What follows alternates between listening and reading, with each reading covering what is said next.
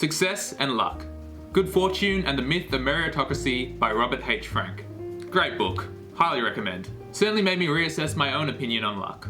I, like the majority of people that Frank references, never really considered the role of luck in the stories of the successful. Instead, I prefer to believe that it was an inevitable result of talent and effort. Frank suggests that this is the case because it's easier to muster the kinds of effort necessary for success if you downplay the role of luck in that success and instead focus on what you can control. I've since learned that luck plays a major role in our successes, whether it be through our genetics or our environment, or through chance events in highly competitive situations. I also gained some insight into the government's role in creating an environment for success, and also how some changes in the tax system could help improve this.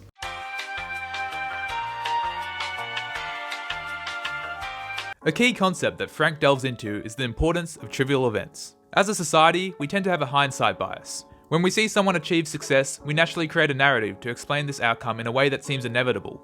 This mindset completely disregards the effect of luck in creating success. Trivial events can often have a ripple effect that can change the course of your life. A perfect example of this are my closest friends, who I became friends with because we happened to be in the same class and happened to sit at the same table on the first day of Year 7. Had I been in a different class or sat at a different table, I may have had a completely different group of friends and maybe even developed a completely different personality. Being lucky initially can also be a major factor in someone's success. People have the tendency to like something if they see other people liking that same thing. So in that sense, the success of your product or creation can often come down to whether the initial consumers like it or not. This is especially influential on social media such as TikTok. On TikTok, the algorithm will first show the TikTok that you've created to a small number of people, and then based on how these people interact with the video, it'll show it to more people, or just let it flop.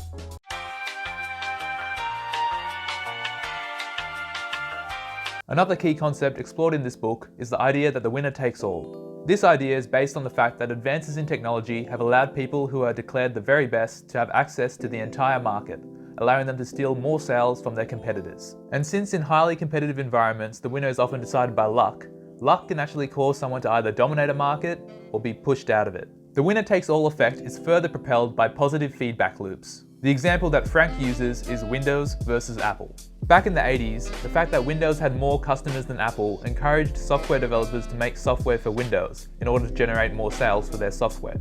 This in turn made customers choose Windows because they had more software, thus creating a positive feedback loop that nearly bankrupted Apple. However, the advances in technology isn't all bad. Technology has also minimized the barrier to entry. So while best-selling creators will continue to get bigger and bigger, smaller creators now have the ability to make their creations easily accessible, and with the help of powerful algorithms can target specific niches in the market.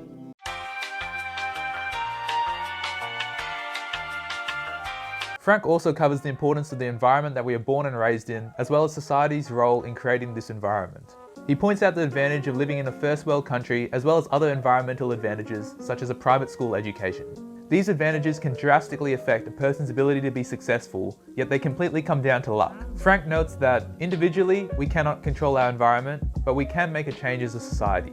The only thing is that it requires a large investment. This adds an additional layer of luck, as we are lucky to enjoy the fruits of the investment of those who came before us. As Warren Buffett said, "Someone is sitting in the shade today because someone planted a tree a long time ago." Frank contends that if people believed more in luck, the successful would be more willing to pay taxes in order to pay that luck forward. He also believes that higher taxes won't actually make it harder to buy what we want, it would just lower the price of the winning bid. He looks into how the frame of reference that we have defines our happiness, which refers to how we compare ourselves to those around us. He explains how this leads to wasteful spending, as the additional spending on things such as weddings is just raising the bar of what is considered adequate. He proposes that we could minimize this wasteful spending while also raising funds to improve our environment by adopting a progressive consumption tax, rather than the progressive income tax that we currently have. This would involve people reporting their incomes as they do now, as well as their annual savings. Their income minus their savings is their annual consumption, and that amount less a large standard deduction would be their taxable consumption.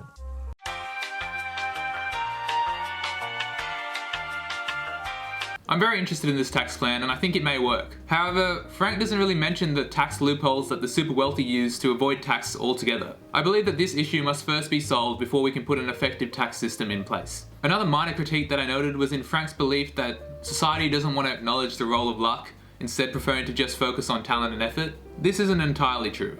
In more recent times, the idea of luck has become much more prominent, but instead of calling it luck, we've decided to refer to it as privilege, particularly white privilege or male privilege. In saying this, I still think that the main sentiment of his ideas still hold true and provide valuable insight into the pathways to success.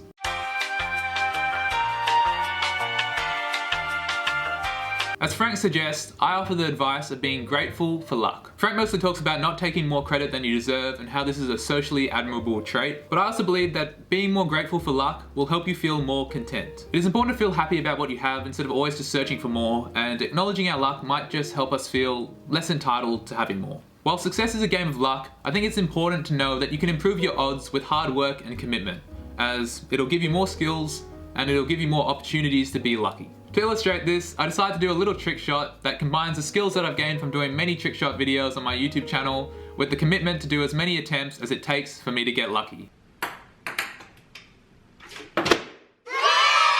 Finally, I think the saying "fortune favours the bold" is very relevant here. There's never been a better time to be creative and think outside the box. I've tried to be as creative as I can with this video, and hopefully fortune favours me with a good grade. Thanks for watching. See ya.